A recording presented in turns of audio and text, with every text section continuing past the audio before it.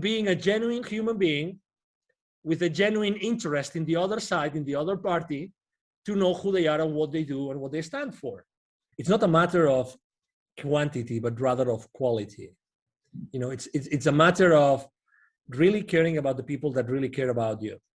When you're an entrepreneur, you have to really niche down the people that you want to serve. Don't try to go after everybody. Don't try to throw your net to everybody. No.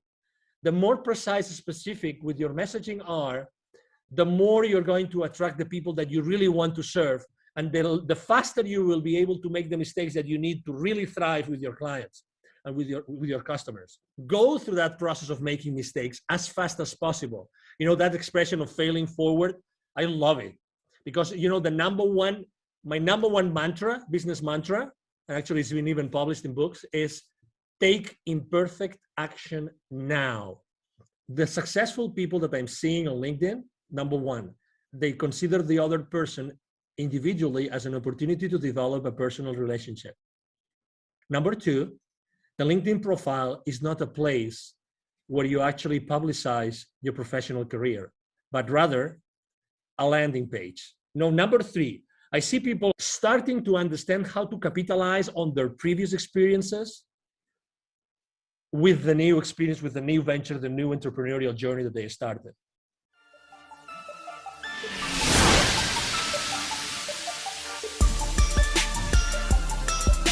This is the Dragon Digital Marketing Podcast. Get ready for the digital marketing strategies and tactics that attract great customer relationships to your business. Here is your host, Monique Idimudia.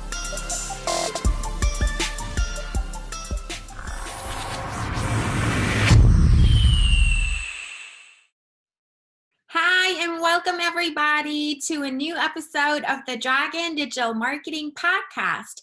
I'm your host, Monique, and you're listening to episode number 40. And today's episode is all about LinkedIn marketing. LinkedIn is such an important social media platform, and it's really special, and you can't miss out on the opportunity of leveraging LinkedIn for marketing your small business online. And here's why.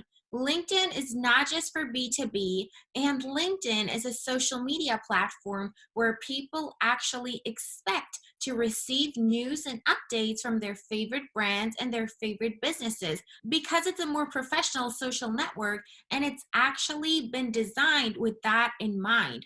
So you're not interrupting people with your posts when all they're trying to see is updates from their friends and family like on other social networks. So I'm super excited to talk about this. We're going to cover the topic in depth, and this is probably the only podcast episode that you have to listen to when you want to learn about LinkedIn marketing for your small business. And my special guest who's joining me on today's episode is known as the CEO Confidant. He's an influencer, he's a LinkedIn strategist and LinkedIn expert. Obviously, he's very successful on LinkedIn and an expert on the topic. He's also a TV host, a public speaker, a CEO consultant, board member, and last but not least, a philanthropist. He's a truly amazing person. And I'm so excited to introduce you to Angel Ribo. Hi, Angel. I'm so happy to have you here. How are you doing today? Very well, thank you. Thank you very much for having me, Monique, and thank you everybody who's listening to us today. It's a pleasure to have you. I'm so excited to talk about LinkedIn marketing for small businesses today. So why is it important for small businesses to be on LinkedIn? Well, thank you. Well, it's funny because when I was in corporate America and I left corporate America 5 years ago, I have to say very honestly that I wasn't using LinkedIn at all. But I made it for some reason. I knew that my future audience was going to be on LinkedIn because I've always been a business to business guy. And so I started my, organization, my small company. And I said, I think that, LinkedIn is going to help me. So I started to basically look around and see what people were doing. And my main goal, my number one goal at that time was, okay, so I have had all those many connections internationally with so many people. And also I had already lived in Dallas for 5 years at that time. But I said to myself, let's increase my outreach. Let's have a lot of connection. Let's connect with everybody that has been connected throughout my life. So I started the journey. The first step was literally like going out there, seeing everybody that I already knew, for some reason, start connecting with them. So that ended up only like having, because not everybody is on LinkedIn at the same time, but I went from a few hundreds to literally probably like 1,500, maybe 2,000 people. And that sounds a lot for people that are starting on LinkedIn, but I said, no. I really want to like start going to the next level. So what about the connections, which are my second level connections, which are connected to my connections? Let's just start. And that really started the journey. So I consistently started to go and, reach out to my second level connections. And obviously, as I was doing it so much and I was using so much time, I said, how can I automate that? Then I started a small like benchmark. I downloaded 3, 4, 5 different tools. I chose one of them and I started using that tool. I learned a lot. I made a lot of mistakes, and I did things that I didn't know that they were written on the terms and conditions of the, the contract with LinkedIn. I got restricted. And obviously I was extremely frustrated because, you don't know what you don't know, right? So you think that you're doing the right things and you're being cautious and everything, but it wasn't really that cautious, apparently. So, I made a lot of mistakes, but obviously those were lessons. And something that actually, one of the mistakes I made besides those, trying to make so many connections that got restricted was, how do I keep those relationships warm? Because a connection that means nothing unless you have a conversation with them. And not everybody's open to, have those conversations, not over. So I decided I'm a very unconventional guy. Let's put it this way. I don't like to do what everybody else is doing. So, I obviously, as anybody else also, after choosing a couple of tools to automate my work, what I did was, okay, so who really knows about marketing with LinkedIn? And I started to download some PDFs, some ebooks, some of, you opt into a particular offer and you get some basic information. I started trying things and I didn't like them. They didn't work for me. So I said, okay, so I'm going to be myself. I'm going to be Angel Ribo, the CEO confidant, talking to all these people, and I'm going to use unconventional messages. And I started, basically, I remember one batch of emails or the connecting emails to my potential connections saying, what has been the most defining moment in your life, right? And I have to say that wasn't very successful, but that allowed me to see who was really open to have very in-depth conversations from a human perspective. Because we tend to think that as LinkedIn is a professional network, everything has to be professional. But that's not the case. In reality, people connect and people do business with people, with human beings. So people do businesses with people that they trust and they think that they can have a personal, the right personal, connection and relationship, probably with the same principles or similar principles, similar values, right? We don't have to be in agreement with everything. So, but it was interesting because a lot of people asked directly, this was the most defining moment in my life. And that means that a lot of people became suddenly vulnerable with me. So I learned one lesson, which is maybe if I am vulnerable, they will be vulnerable as well. So then I started becoming really more raw. And something that people don't actually think about is when we start a conversation over email, it doesn't have even to be LinkedIn.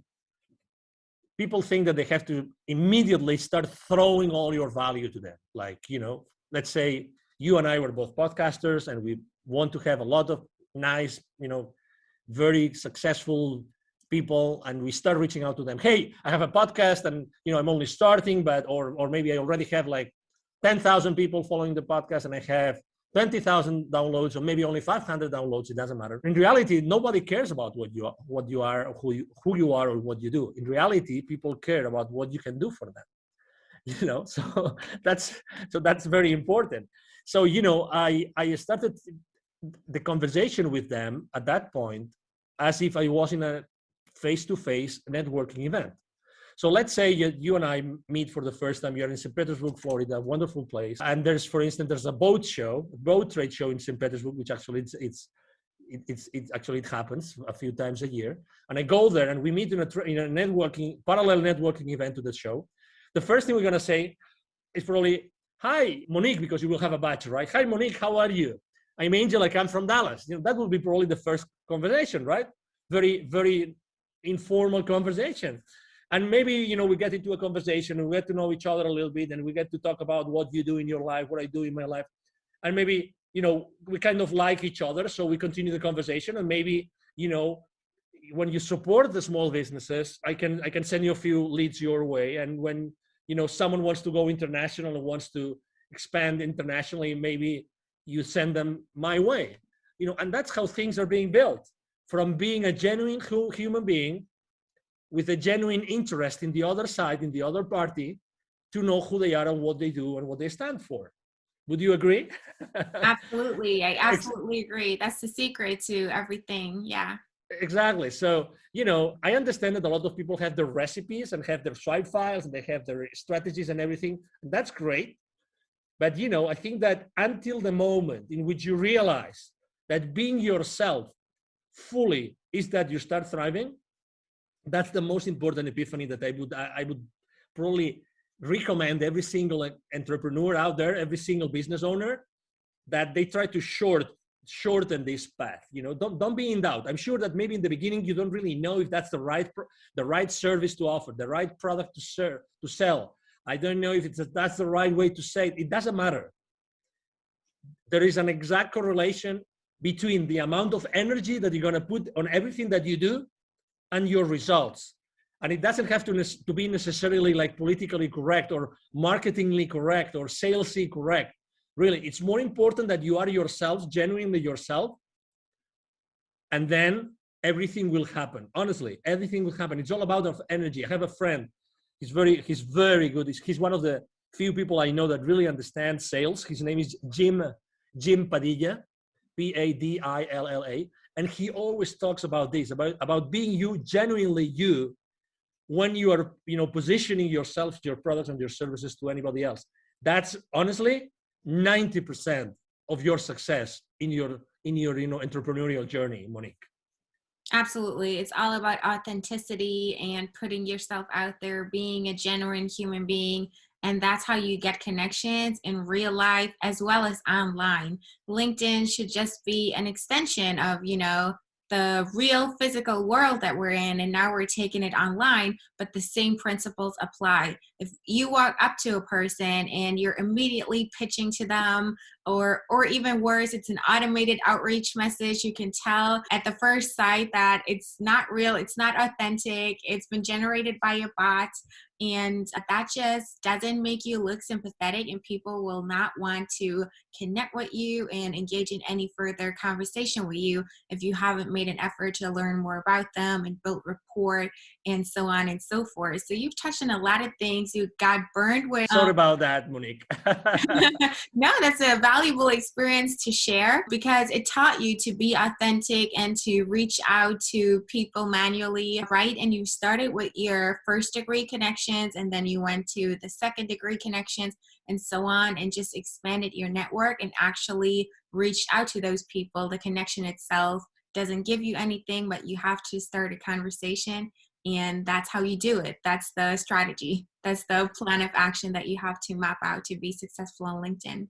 So absolutely. Would you say that LinkedIn is only for B2B, or can people who are in B2C also leverage LinkedIn for their digital marketing? Oh, definitely. And I'm probably a good example because, for instance, of my 20, right now I have around 27,000 connections. I have a high level of engagement. I typically have an engagement between 6 and 10%, 9 something percent on my posts, which is pretty high.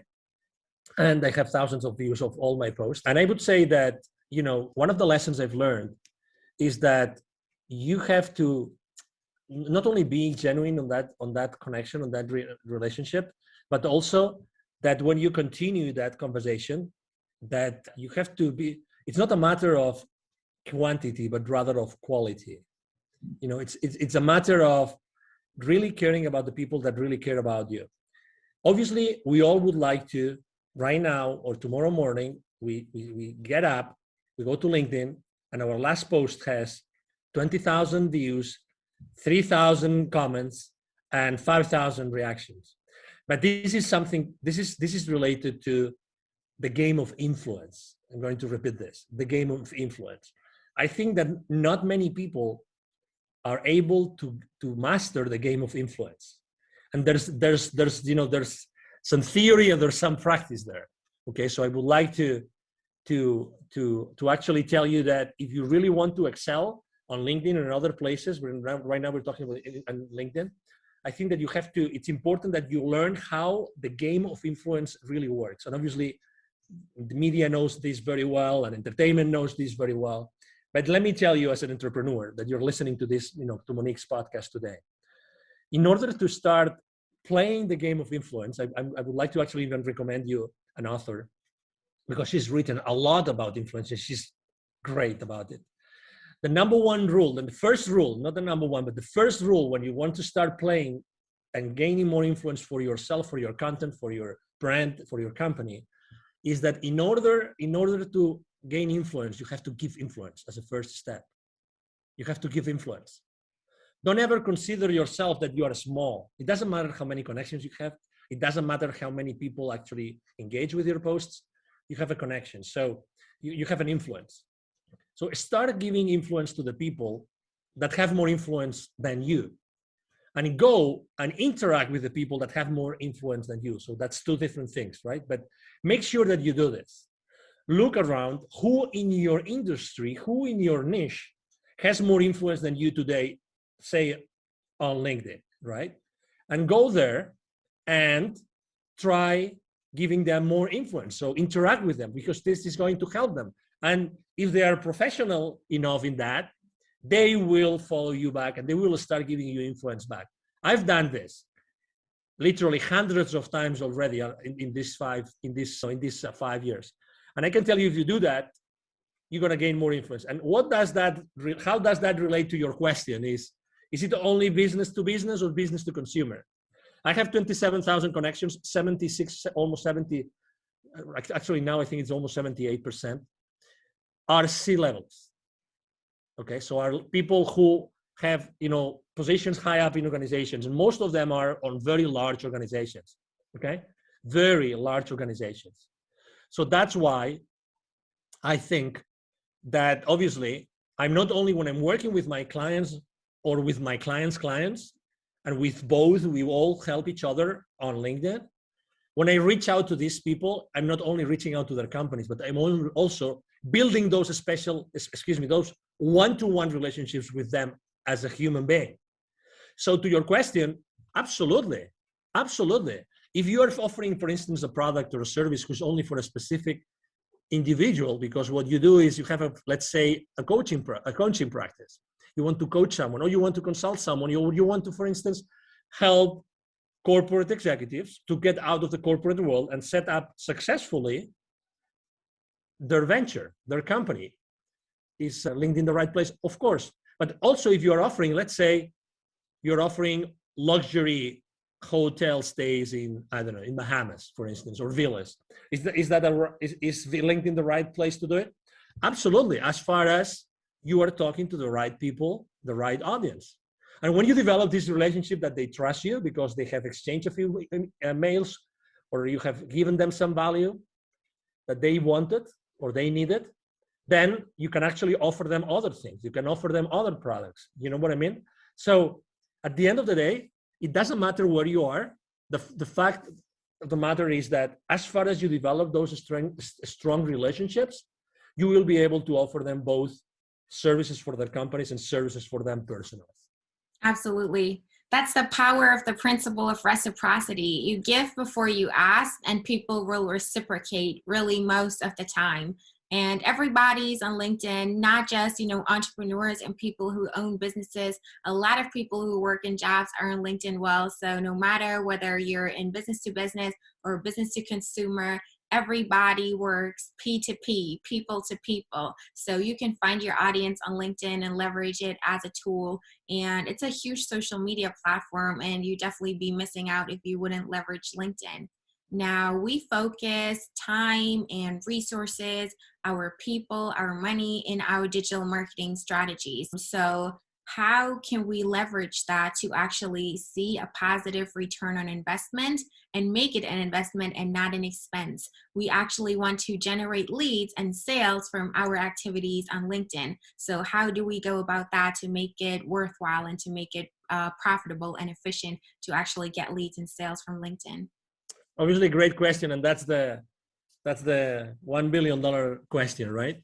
So after you have developed those relationships, then you have to start doing a triage that they call, right? The triage. So you have to start really knowing what every single company or every single person really wants. I'm going to see what I'm saying want, I'm not saying needs. I'm saying want.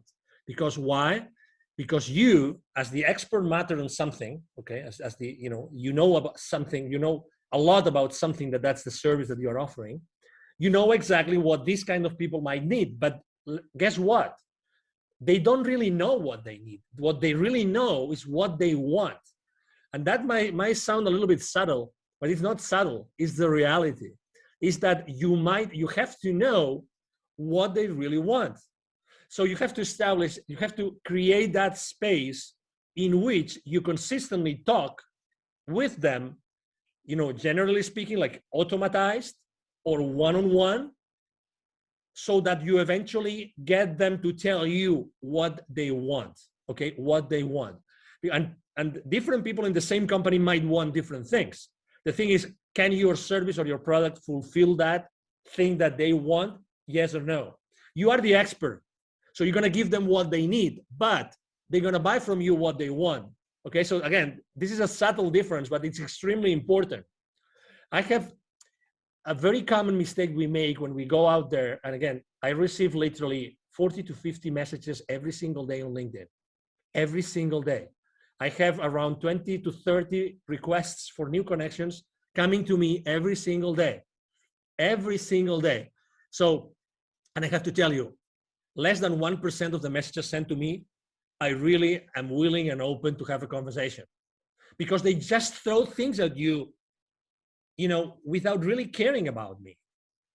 You have to be, when you're an entrepreneur, you have to really niche down the people that you want to serve. When we are entrepreneurs and when we start our journey, we are extremely fearful about many different things, about money, about the future, about the uncertainty, you name it, about family, about mortgages, about our bills, you name it. I mean, you are an entrepreneur, Monique. I'm sure that you resonate with what I'm saying. But guess what? The more precise and specific that you are with your message, the more you are going to connect to your audience. And it doesn't matter how big your audience is. It doesn't matter how, in theory, your audience, how big in theory is that going to be. In reality, you only probably need what? 2, 3, 4, 5 clients to start having your business, ramp up.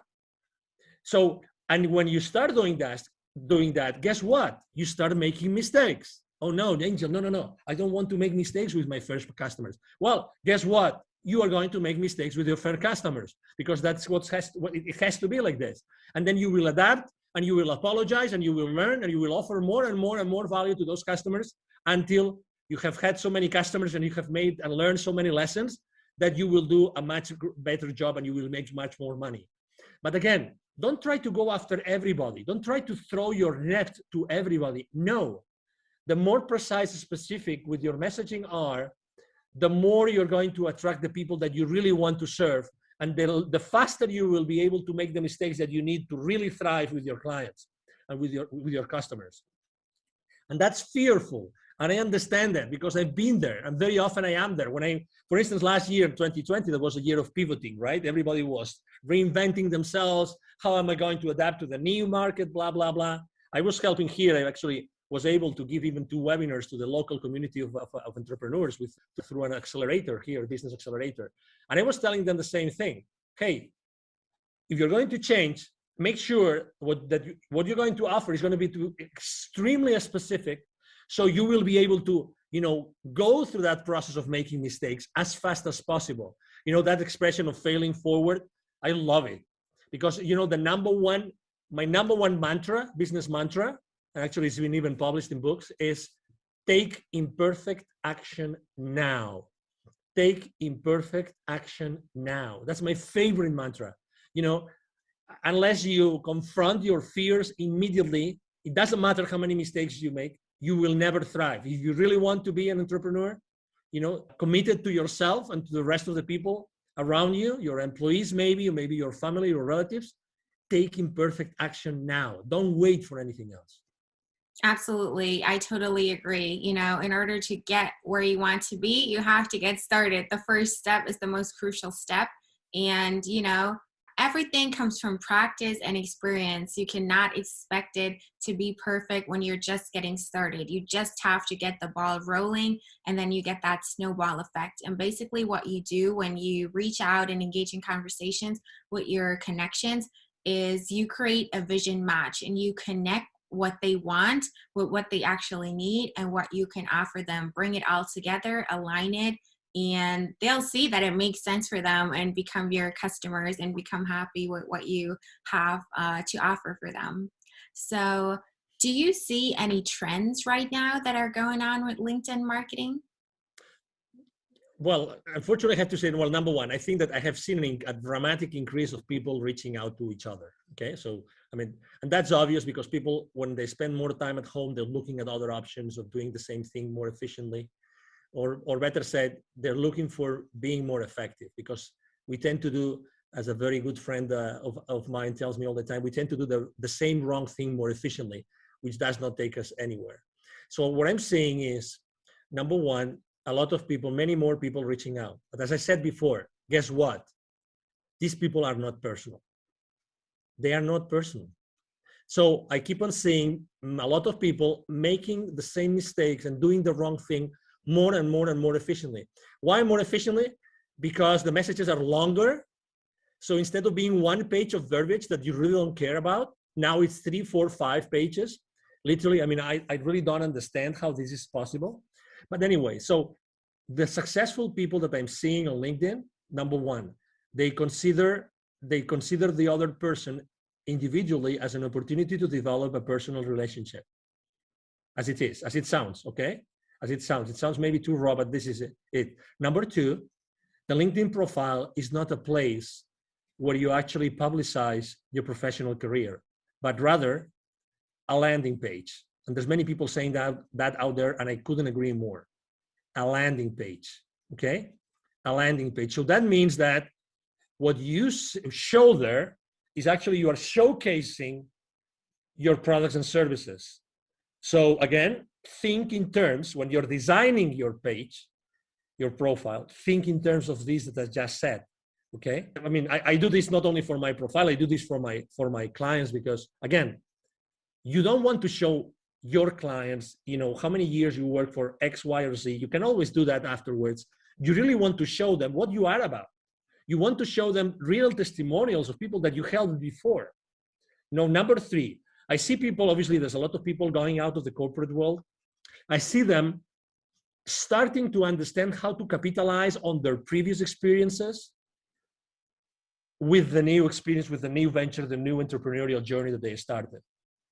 And I would like to tell the already existing entrepreneurs who are already on LinkedIn, even if they're already active, to go back and rethink this, okay? So you still have an opportunity to go, because you obviously started somewhere, right? You for sure have an experience of some sort on some company, medium size, small size, large size, it doesn't matter. Go back to that experience and think about how can you change your presence on your profile so that becomes a beacon so that everybody sees this amazing testimonial, this amazing experience that talks to the audience that you want to serve. And that's another thing that I see very, very, very clearly. So the people are starting to understand that the profile is much more. And probably the last trend that I would say that I'm seeing more and more often is that people are obviously reaching out to experts on the matter. Let's say they're not taking risks. So they want to go to someone that has already been successful with LinkedIn, that has already been able to make the mistakes so that they avoid making the mistakes. If someone gets restricted on their profile right now, very honestly, and there's thousands of them every single day, is because you want. Because I already warned you. I made the mistake. So why would you make the mistakes if I'm telling you what mistakes not to make? You know what I'm trying to say? One of the main mistakes I made, I don't know about you, Monique, when I started my journey, I didn't ask for help.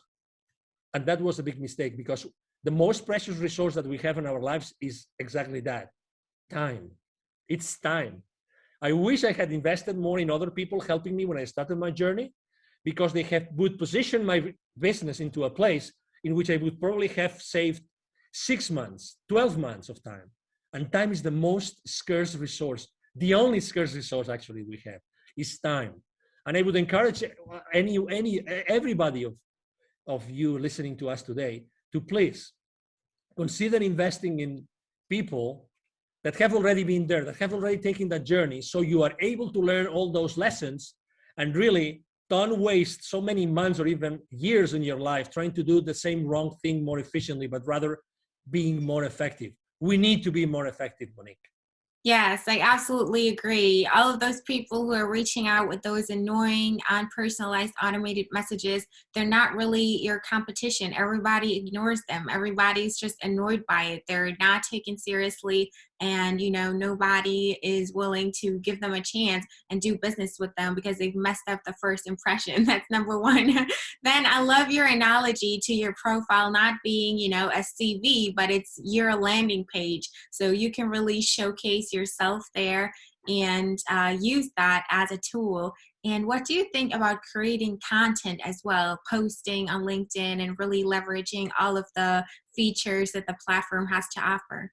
Exactly. Well, obviously you're preaching to the choir here, and you know that, as I said before, I post every single day. About content creation, obviously I'm a big believer, and I think that, I learned many lessons in there, and I would love to share them with your audience, obviously. Number one, you have to be persistent, okay? So I have to say that I wasn't persistent before, and I wasn't creating before I wasn't persistent, and I was just sharing someone else's content. You can do that, and it's not bad, and you are helping someone else. And it's okay, but it was until I started, and I have been right now probably posting every single day for the last literally 10 months, probably right now, every single day. And I'm posting, I would say, three types of, or two types of content, just to simplify, to make things easy for people. Number one, I post about my business and about my clients' businesses. Okay, actually, I myself, I use my profile, I use my influence, so I actually help my clients with my exposure. So I expose their content, their videos, their interviews with my audience. I mean, that's what influencers do, right? We use our influence to favor the business of someone else, and that's something I do. So then I have a first type of content, which is my own content and my clients' content, and that is typically 3 times a week, 3 days a week. Okay, and then. So I post typically once a day. And then the rest of the days, it's really related to something personal that happened to me, or something personal that I see happening to others very much, and I think that interests them, or something which is related to a specific date. So it's Nelson Mandela Day, or it's St. Valentine's Day, and then I post something about it. And I have to say, I mean, I love writing copy, and I have actually a great copywriter in my team, and we really, I mean, we really love to do it. We really love to do that. And if I had to give you a reason why I post so many days personal stuff, it's because people like to know really who you are. People like to know what you think. And I'm not very controversial, because on my posts, not because I don't want to be controversial, it's because who I am. I'm not controversial. I mean, I've always been that guy. I come from a Catholic family in Spain, and Spain is a very Catholic country, and I always was trying to be in the middle and try to be the moderator in fights, this kind of thing. That's who I am, right? So last year, for instance, I can tell you that I posted a lot about building bridges. Everybody was burning bridges. Everybody was here or there, and you are in Florida. So, I mean, I think, as you know, Florida is also a very polarized state, right? And Texas was also very polarized last year before the election here in the US. You know what I'm talking about. So I did not post about politics, not one time, actually not one time in my life, just because I think that we human beings, we need to discuss other stuff.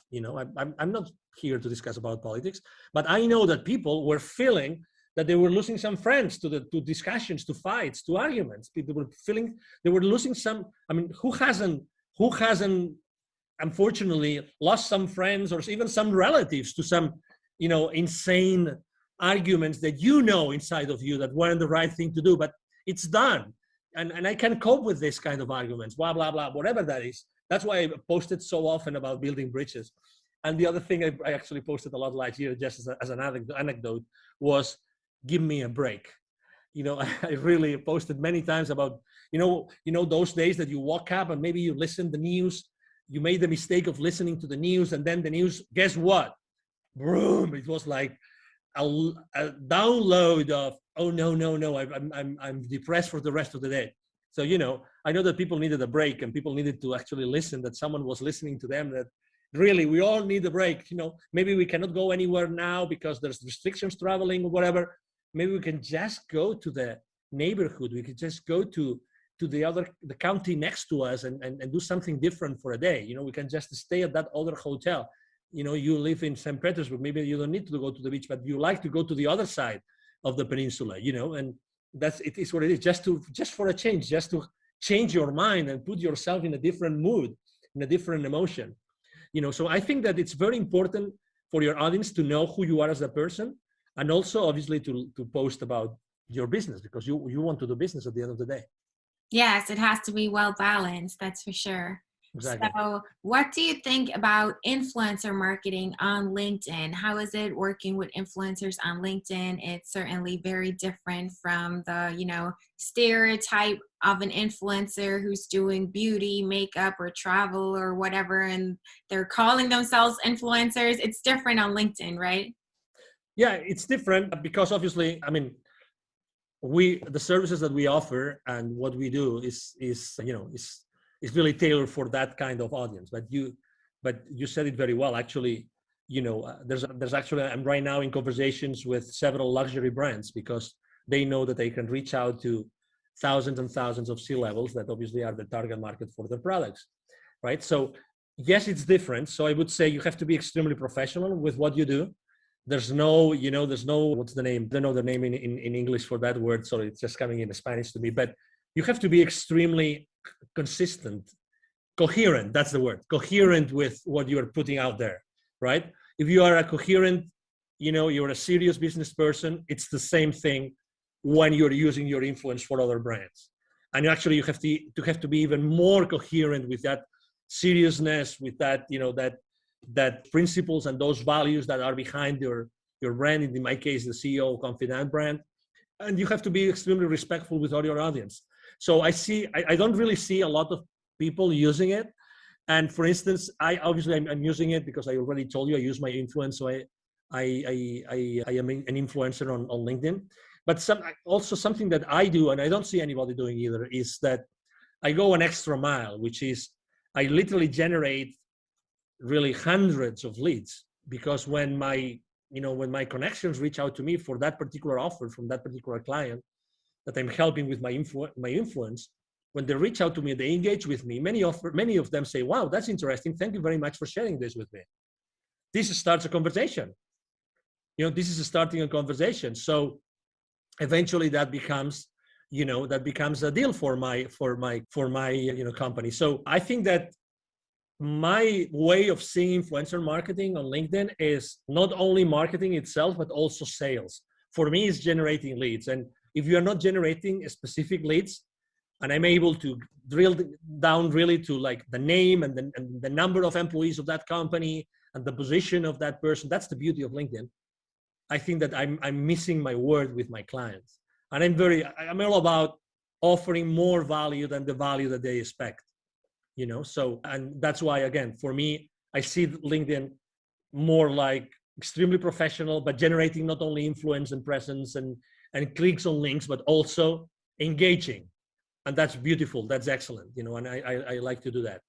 Yes, absolutely. I agree. Influencers on LinkedIn are just people who literally have influence. It's about the know, like, and trust factor. It's about having an image that you keep up consistently. You don't deviate from it. Talk about controversial things like family, beliefs, religion, race, politics, things like that. Those can get you into trouble, and it's kind of tricky to navigate through that. You want to stay consistent to the values that you have and practice what you preach. The influencers on LinkedIn are just people who know the right people and are known by the right people. So it's not just random, people who post pretty pictures that inspire others, and that's what makes them influencers. It's not like that on LinkedIn. It's a lot more professional. So you have to find those people, reach out to them. The analytics that you get are just amazing. You can drill people down by industry, by position, levels of experience, and so on and so forth to find your right audience and then reach out and connect with the right people on LinkedIn. Yeah, exactly. It's a different game. And it's easy to your point and to your questions, Monique, it's easy to get overwhelmed on LinkedIn. So I would suggest, obviously, you have to build your own system. You need to build a system of systems, right? A system that has different pieces so that all together you keep your sanity, number one, and you generate business for yourself and for your clients. I think that's very, very important. Exactly. What do you think about LinkedIn events? I think that they have to, it's obviously it's a good, let's say any excuse to engage with your audience is good. I am still on the fence about it because it's still not, I think people are not using it to the full extent. So when you are trying to actually opt in for an event, there's so many steps that you have to do manually. Everything is not yet, or people are still not learning how to do it all automatically. So eventually you end up doing a lot of stuff, a lot of clicks and searches and online things to actually find the event. That's my only criticism to event. Are they good? Of course. I mean, at the end of the day, what LinkedIn wants is that you stay with them for as long as possible. That's what they want, that you are there with them for a lot of time so they can expose you to the advertisements of their clients. I mean, I get that. But I think that there should be something else, some more value in there, so that it was really a place where people meet. And right now I have felt when I'm signing up with events that the system is a little bit broken. That's my experience. Okay, I mean, with all due respect, and this is just positive feedback about the system. The idea is great, but I think that the implementation is not there yet.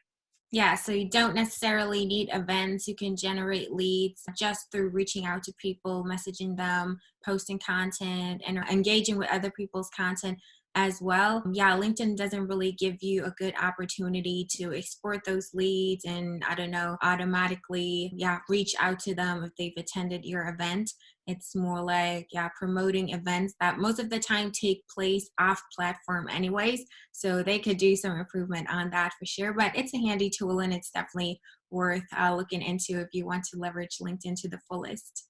I would definitely use, exactly to your point, I would definitely use LinkedIn actually to drive traffic to an outside of LinkedIn event.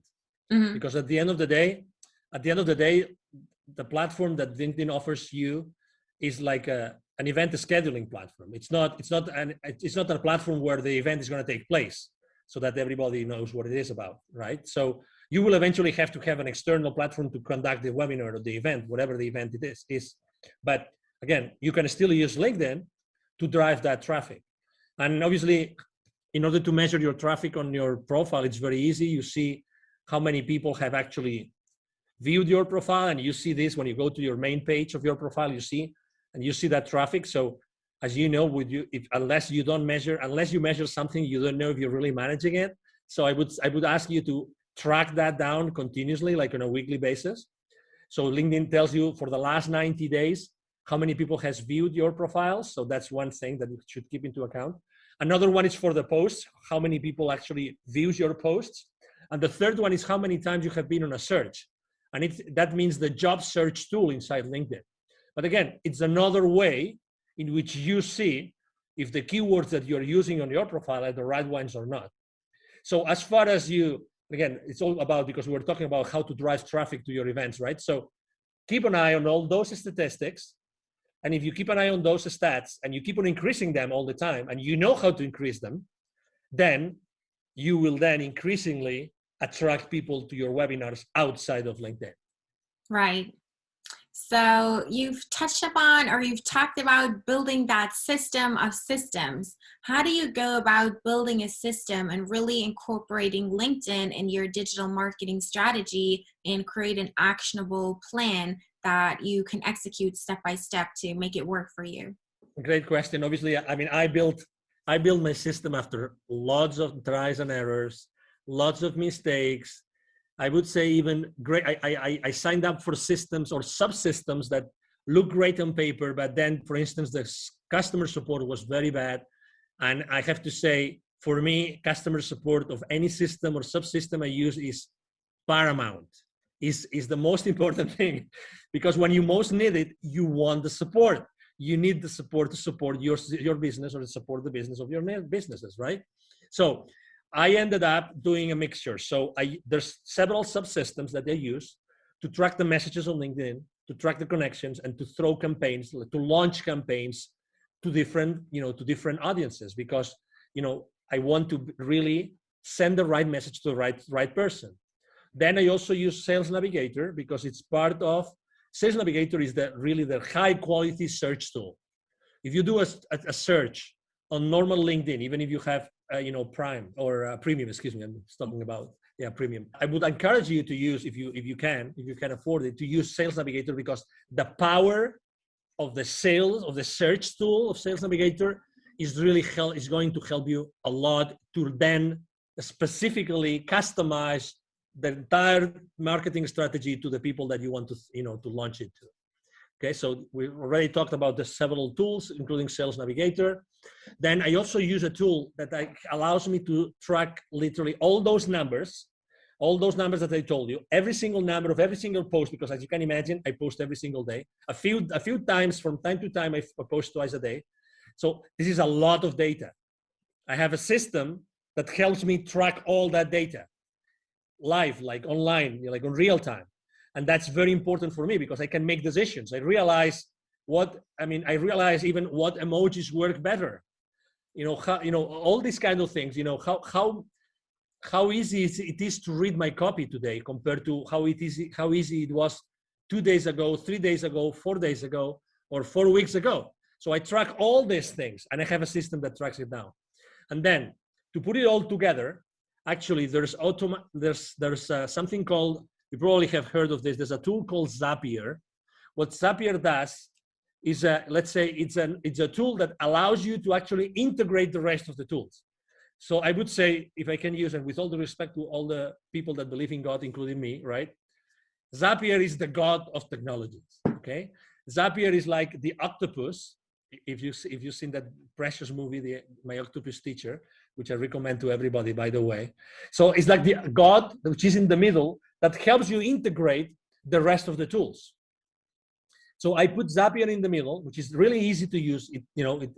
And it helps you manage different triggers of different events happening in different places. You can actually integrate email into that. And I have actually also, and that's the last part of my system, I have built actually spreadsheets on Google Sheets, fully integrated with the rest of the system, so that I have a dashboard. Okay, so here you are. I have a dashboard that has all my leads, all the leads generated on LinkedIn, all the leads, all the emails that I'm sending through my email system. And all those systems are integrated onto a dashboard that I have had designed on a spreadsheet.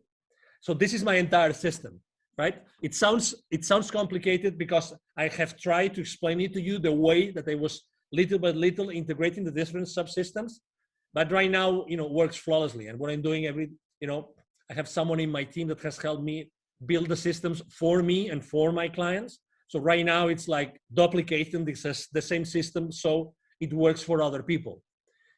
That's the beauty of it. Again, it was what I was saying before. I mean, it would take for you many months just to do a benchmark of the different technologies and subsystems. When you have a system that already works, how much is it? How much is for you? How much is 3 months of your life worth for you? How much of not having to pay more bills?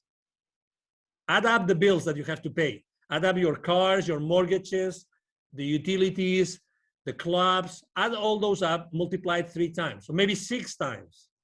How much is that for you? If you could start generating revenue in 30 days or in 60 days, that's why I always talk about the same thing as I said before, taking perfect action now, but get help. Be the solution. Don't be the problem. Don't keep on working on the problem. Work on the solution today. Yes, I think that leveraging marketing automation and taking advantage of all of those tools to facilitate the processes for you is a smart thing to do. And everything has to be integrated nowadays. you can't, invest your time in doing repetitive things manually over and over again to create the spreadsheets and everything yourself.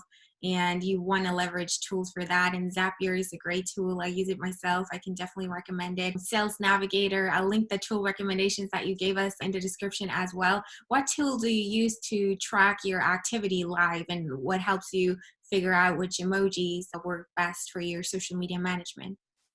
Yes, there's a tool called Shield App. Again, I'm doing some, I'm doing some referral marketing, affiliate marketing today, but it's okay. I mean, I'm not making money with any of those, by the way, so that you know. But if you would like me to share the links to those technologies, I can do that, Monique. If you want me to do it, I will be more than happy to do it. But I use, actually, it's developed by some European high-tech team. Great support, great technology. It gives you great information. It's called Shield, like windshield, but Shield only app. Again, great technology. When I saw it, I said, "Oh my God!" I used to use a spreadsheet, and I'm kind of I used to be a control freak, but now I am micromanagement with myself freak, because I really want to know how to improve things. I want to make small improvements little by little, but I need data. So I was collecting manually every single thing. So I had a spreadsheet, post, date, blah, blah, blah, hour of the day I had posted, blah, blah, blah, all of those things in the spreadsheet. When I saw that system, I said, "Oh my God, you have heard my prayers. Thank you very much for exposing me." And I have to tell you, I'm all the time looking for new technologies, all the time, Monique, all the time. Even if I'm super happy about Shield App and Zapier and all those technologies I'm using, I have to tell you, I'm always looking out there, because right now there's so many disruptive technologies. There are so many, Monique, that, I mean, there can be right now out there some technology that probably can do something for you that you don't know, you can't even imagine, using machine learning, using artificial intelligence. Oh my God, that could probably save you 2 months of marketing, 3 months of marketing, or 6 months of prospecting, of cold prospecting. Oh my God, what does that mean to your business? Again, we entrepreneurs, I think that we're very conscious about all the bills we pay every month, right? So every month we pay those bills, and those are so much, and how much money I have to generate every month to break even, or obviously to make money so I can save up for a new car, for a new vacation, for a new experience, or for having this wonderful present I want to give our parents, right? I mean, who doesn't want to give a better life to their parents, Monique? Absolutely. Yeah. That's why I love asking about tools. I'm all about, leveraging technology to make things easier and faster and automated for us, so we can spend our time doing the things that are more important for us, and we're not wasting time. We have to be the most efficient nowadays. Absolutely. Thank you. Thank you very much. I have to say that I really love it when the rubber hits the road, because it's really there. I mean, right now, everybody listening to us, they can go out there, look for it, buy it, try it, test it, and see, oh my God, yes. Yes. And that's what we want. I mean, we really want, you are a public figure, I'm a public figure. We are here to really help people. We really want to make these shows, these conversations useful for people. We really want to do it. Yes. That's why we do it. I mean, we're using our time. It's, we're recording this on a Friday. I'm sure that you have many better things to do today. You could be, you know what I mean? I mean, we have choices in our lives, but we still choose to be here because we want to really share our experience. If our experience can help someone, if today there's only one person, even if there's only one person that resonates with my message today, oh my God, this conversation with you, Monique, has been enough, because we've changed someone's life forever.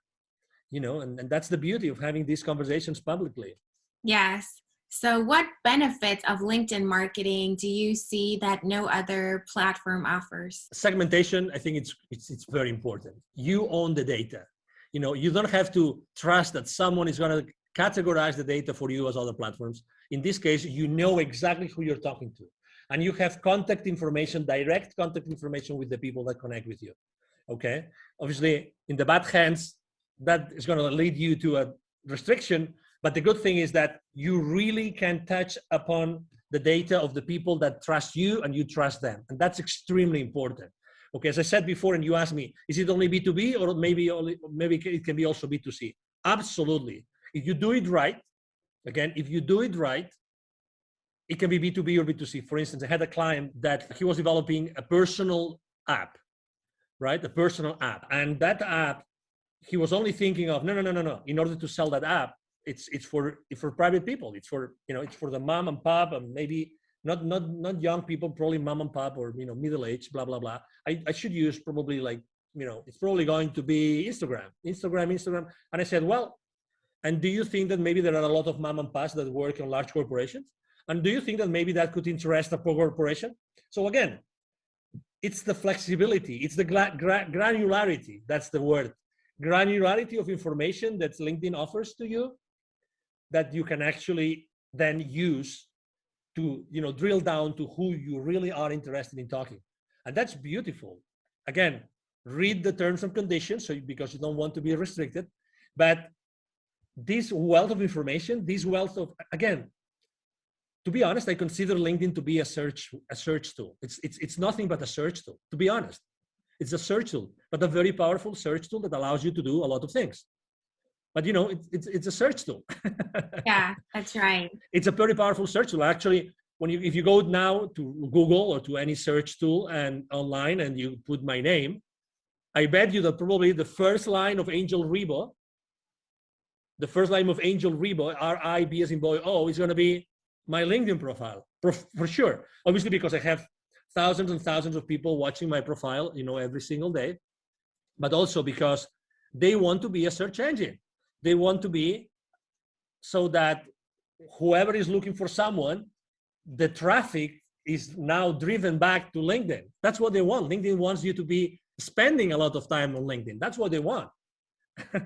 Yeah, so it's self-reinforcing, and your goals and the goals of the platform are aligned, and they keep pushing you more and more because you do what the algorithm wants to see. You don't, try to drive people away from LinkedIn and, always link to other websites and try to get them to leave LinkedIn or whatever. No, you're using the features that LinkedIn offers you to engage with people and pursue your marketing goals, and you're doing it all on the platform. You're using their events feature, their messaging feature, you're sharing content directly on there, you're endorsing people, receiving recommendations, giving recommendations, and collect everything on LinkedIn and use that as your marketing tool, use your profile as your landing page, and that helps LinkedIn out. And if you help them out, they want to help you out too, so they're not going to punish you, they're going to give you an amazing organic reach and all of that, and it's just a win-win. That's right. So LinkedIn also has this feature where you can publish articles. So you can also use it as an extension of your blog and publish stuff there on LinkedIn. Do you recommend doing that as well? That's a great question. So I have used it for my clients. I have used it for my own only one time. And the reason why I have done it so little for me and also so little for my clients is because I think that written content, even if it has pictures and it has, photos and it has charts and it has bullet points, how many people do they really have the time to read the entire article? That's number one. Number two, how many times, if you reduce the size of the device screen, right? You might have the time, you have a great screen, you might have the time that you might like even to read it because it's fancy.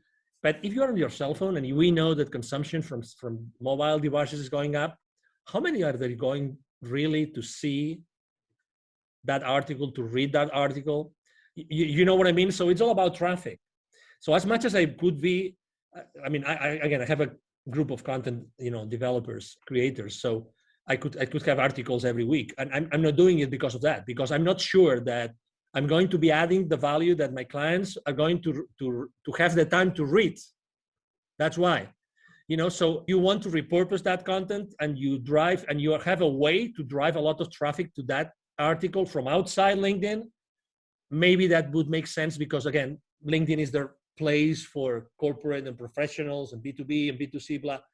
That I understand, but to be honest, internally, not sure.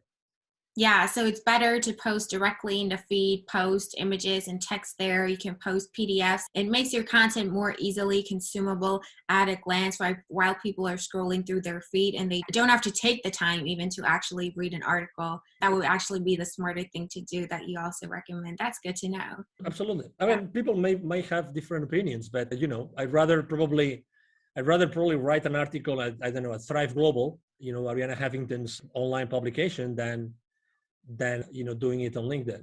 I mean, as much as obviously, I mean, I spend, as you probably can imagine, I spend hours every day on LinkedIn, literally hours. Yeah, so you would know. I think it also depends on your niche. For a minority of people who are in the copywriting niche, or I don't know, poetry, whatever, when it's all about writing and they know their audience likes to read, they only want to read, and they it's really all about text. Then of course you can leverage that, and it's great that LinkedIn offers that feature because you can showcase your work and share it with the audience without having to, drive people off the platform. So you can use that, but in general, it might be more beneficial for you. I mean, you have to test it out. There's no one size fits all answer to anything in this world, but in general, it gets more traction when you post in your feed, because if you publish that article, you write it, you publish it on LinkedIn, then when you share it, all that people see is a preview. They see like the header image, a title, and like a small description of the preview. So they still have to click and they have to leave their feed to even be able to read that article. So it might be, easier to get the message across right there in the feed when they can see it right then and there. Yeah. Exactly. And you cannot manage what you don't measure. So look at the numbers. I mean, you have your own audience. Look at the numbers. Look if you're grabbing the attention of the LinkedIn editors. That's another option, obviously. See how much attraction you get with your articles. Yeah. As I said before, I'm not a very conventional guy. So I like to try everything that I'm being told. You cannot do that. Okay, let's try what happens. Again, within a framework of, principles and consistency with my brand and everything. Yes, that's important though. Test. Oh, totally. Yeah, really. Don't be afraid. Again, at the end of the day, if you are, I always tell the same story. If you're afraid of trying something on LinkedIn or any other social media platform, if you're afraid, ask yourself the following question. Are the potential viewers of that post that might not like it, are they going to pay for your bills this month? Are they going to pay for your bills this month? You tell me.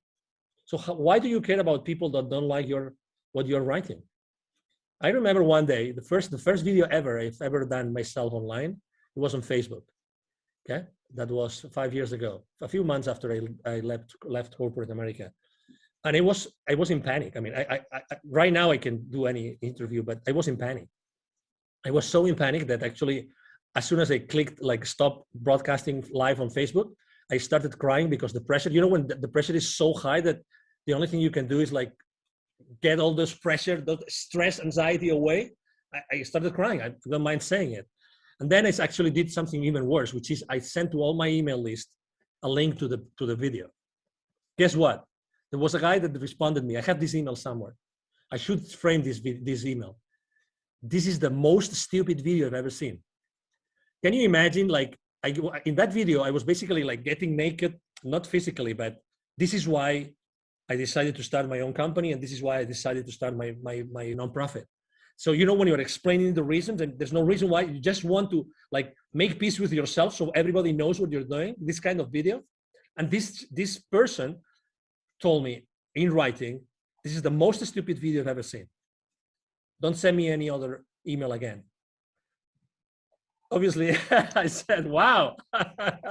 But I mean, probably some people would have said, I didn't respond to the email, but some people would have said, oh my God, it was probably pathetic. I was pathetic, and oh my God, maybe I shouldn't do this anymore. Or the other way around. I mean, I realized that video was my thing. And honestly, I mean, right now video, I love video and I use video as much as I can because it's much more direct, and people prefer to spend 2-minute video, and if it has subtitles, even better than doing many, many other things as far as, content consumption is.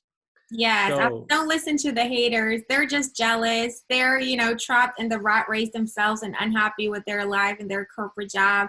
and they just can't be happy for you that you got out and started your thing, and you have the courage to make a video and share your emotional experience and Exactly. your reasons there, and just want to hate a troll. Yeah, always keep that in mind. Don't let it paralyze you or make you doubt yourself. Just ignore it. It's the best thing you can do. Yeah, exactly. And when someone said, I remember, I don't remember which of these online very famous marketeers, I went to their conference, and they said, when you see the number of haters increasing, it means that you probably are doing something right. Exactly.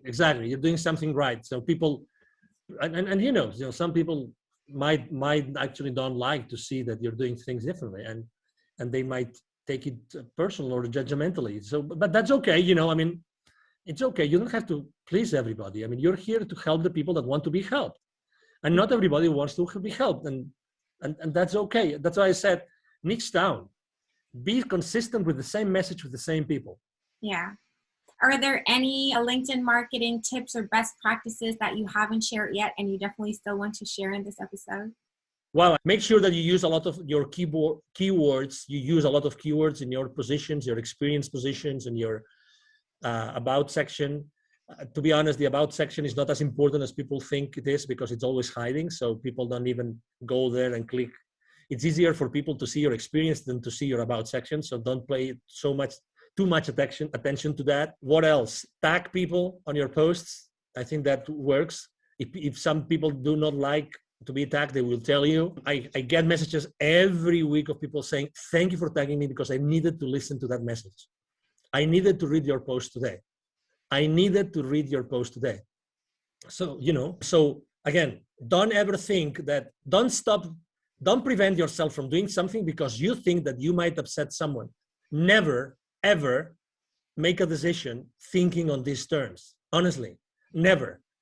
And so I do tag people. Another very easy tip I can tell you is that it's been shown that the perfect number of hashtags on your posts is 3. I would recommend you to actually choose the right tag hashtags for what you're doing. And I like to use hashtags that have huge outreach. I like to use 3 hashtags that have huge outreach, because very often I get this notification that, hey, your post got trending on innovation or on technology or on any other, or on startups or any other of the hashtags I use. And obviously, who doesn't like that? Who doesn't like to be found like your post is trending on that particular hashtag? That's very nice, right? It and everybody is, exactly. Don't be afraid of reaching another tip. Don't be afraid of reaching in theory, highly powerful people in corporate America, because they are as human beings as you are. And again, if they don't want to connect, they will not.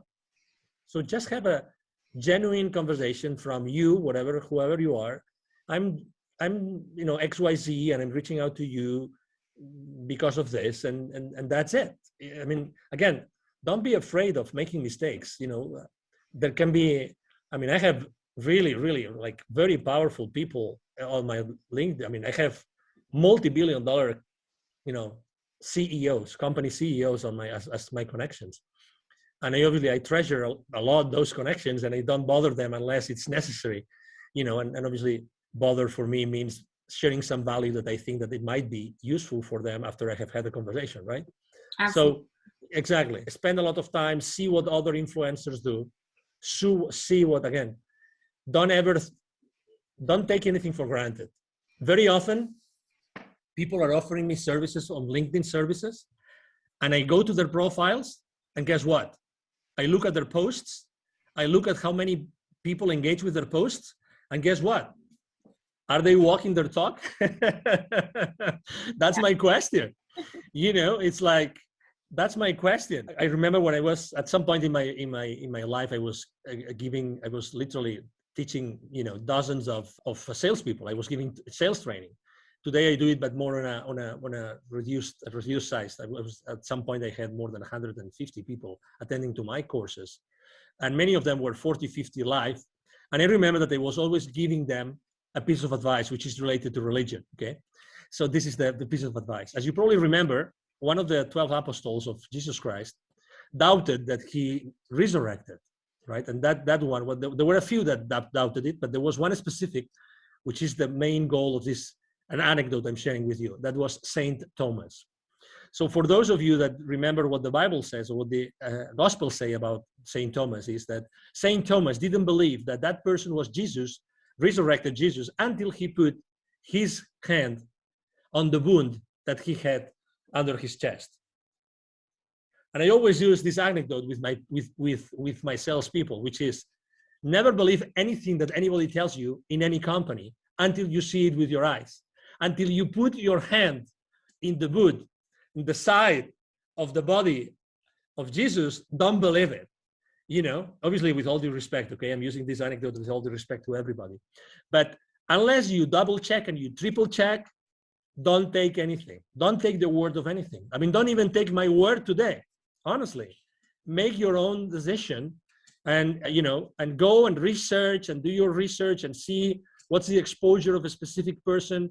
I mean, if someone is recommending you to write good copywriting for LinkedIn, for instance, which is actually that's another lesson for another day, Monique. We can talk about what is the copywriting the copy that sells on LinkedIn, right? So, and obviously we write every day, so we've kind of learned a few lessons. So if someone is offering you copywriting for LinkedIn, test them. Go to their post and see how many people actually watches their, views their posts. Honestly, and how much content do they have? How can they tell you that their content is good if they cannot tell you, they cannot show you that they have written, I don't know, we right now we probably have 200, 300 different posts of our own created, content. So don't take anything for granted, really. If you want to trust something, or if you want to try something or the services of someone, go there, look online, and make sure that what that person is saying or that company is saying is true. I would really recommend everybody to do this. Double check on everything. Make sure that things are true and people really walk their talk. Yes, verify their claims and look for some social proof before you just blindly trust anybody on the internet. That's right. Exactly. So, Angel, how can people reach out to you, find you, contact you if they want to learn more? Maybe they want to work with you. Absolutely. Thank you for the opportunity, obviously, again, Monique. So it's very easy to find me, obviously, on LinkedIn. My name is Angel, last name Ribo, R-I-B as in boy, O. My brand is the CEO Confidant. So if you go to even if you go to Google, you will find me easily, Angel Ribo. I have a team of people working with me. So we answer all the messages on LinkedIn, those 40, 50 daily messages on LinkedIn, they all get answered, all of them. And also my emails, I would like to actually offer my direct email address. And again, I respond, either myself or my team will respond the emails. My email address is angel@angelribo.com. angel@angelribo.com. That's my email address. And again, I would love to engage in a conversation with you. I mean, very honestly, I talk to a lot of people. I'm really the kind of person that whenever I can help, I help every single time. Anytime I'm being asked, I mean, just to give you an example, for COVID, this local business accelerator that serves so many small business owners and entrepreneurs and startups, they asked me if I wanted to be their mentor for some of their organization. I said, of course, anytime. So I'm this kind of guy. I like to help because I believe strongly in something that you said. And actually, I believe in that law, universal law of reciprocity. I mean, it is what it is. We cannot fake it. We can't change the laws of the universe. It's the law of reciprocity. The more you do, the more you receive. So I really strongly believe in that. And you can test me anytime. You can test my claim anytime, reaching out to me directly. And again, as I said before, thank you very much, Monique, and thank you very much to the audience listening to us today. You're welcome. It's been my pleasure to have you here. You shared so many valuable tips. It's amazing. Highly appreciate it. And I think it's a great interview. Thank you so much. Absolutely. Thank you very much, Monique. Thank you so much for watching and listening to this episode. This was a super valuable episode packed with actionable tips and tactics that you can start executing today. I'm sure this has helped you out a lot, and I have something for you that's going to help you out even more. I have a free gift for you, and it's a buyer persona template. A buyer persona template helps you to create detailed buyer personas, which are semi-fictional representations of your ideal customers for your business, so you can tailor your outreach on LinkedIn, you can tailor your copywriting to your ideal clients, you can tailor your messaging, all of your marketing campaigns, all of the content that you create and put out there to actually speak to the people who are in your target audience and resonate with them and stand out and cut through the noise and be unique and differentiate yourself from all of the other people that use automated outreach methods for their LinkedIn marketing, or just put generic stuff out there that not really speaks to a niche and thus is irrelevant. So if you are looking to really see results with your marketing and tailor your messages to your target market and your audience and the people that you want to reach, you need a buyer persona to make it specific, to make it personalized and custom and tailored to them, so you're actually seen and heard and you're getting the results that you deserve. So make sure you grab my buyer persona template. It's a free download, free of charge. You don't have to pay anything. Just go to the website. That's dragon-digital-marketing.com. The link is also in the episode description. Make sure you check it out. And there you can also find the show notes to this episode, where I always put all of the links for the resources, tool recommendations that Angel gave us during this episode, and also the links to his and my LinkedIn profile. Make sure to follow the both of us, because we share valuable content there every day, and that's going to help you out even more. So as you can see, we got you covered. I hope that you really liked this episode, and thanks again for watching and listening. I really appreciate it, and I appreciate your engagement in the community. And as always, if you need help with your digital marketing, reach out to our agency, Dragon Digital Marketing. We're happy to help you out. With that being said, I really hope to see you again in my next episode. Until next time.